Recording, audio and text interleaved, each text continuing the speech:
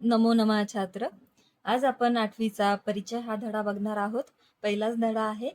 कुठल्याही नवीन ज्यावेळेस तुम्ही भाषा शिकता, तर त्या भाषेमध्ये तुम्हाला जर किमान तुमच्याबद्दलचा परिचय, इंट्रोडक्शन देता आलं, तर असं आपण मानतो की आपल्याला त्या भाषेबद्दल जरा काही जाणकारी आहे, जरा काही माहिती आहे.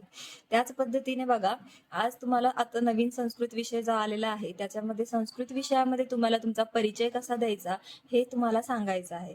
तर हा चॅप्टर तुम्हाला तुमचं इंट्रोडक्शन द्यायला शिकवणार आहे. बोललेला आहे की अहम छात्रः, मम नाम राहुलः, मम माता विदुला, मम पिता सुरेशः. तर बघा काय सांगत आहे. अहम छात्र, अहम म्हणजे मी छात्र आहे म्हणजे मी विद्यार्थी आहे. मम नाम राहुलः, माझं नाव आहे राहुल. मम माता विदुला, माझ्या आईचं नाव आहे विदुला.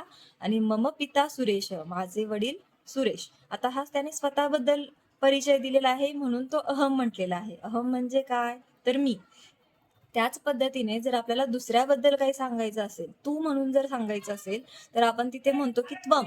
तर त्वम छात्रः, पुढे बोललेलं आहे त्यांनी त्वम छात्रा, त्वम राधा. तर तू छात्र आहे आणि तू राधा आहेस, असं तो तिला सांगत आहे. तर या पद्धतीने बघा, अहम आणि त्वम हे दोन वेगवेगळे शब्द आपल्याला इथे दिसत आहे.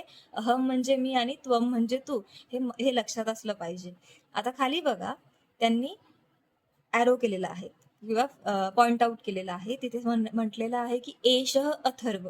आता तो मुलगा आहे त्याचं नाव सांगत आहे एषः अथर्व आणि एषा रमा. या ठिकाणी एषः जो शब्द आहे तो पुल्लिंगसाठी वापरण्यात आलेला आहे आणि एषा जो शब्द आहे तो स्त्रीलिंगसाठी वापरण्यात आलेला आहे. एषः म्हणजे हा अथर्व आणि एषा म्हणजे ही रमा. आता खाली बघा, सह दीपेशः आणि सा श्रेया. यामध्ये आपल्याला अजून वेगळं दिसतंय की त्यांनी पॉइंट जो केलेला आहे तो ॲरो बघा, एक जवळ आहे आणि एक दूर आहे. इथे हाच डिफरन्स आहे. ज्या पद्धतीने आपण हिंदीमध्ये यह आणि वह म्हणतो, तसं मराठीमध्ये समजा आपण म्हणत असू हा आणि तो किंवा ही आणि ती, हे कधी वापरतो आपण, जर जवळ असेल तर हा आणि दूर असेल तर तो.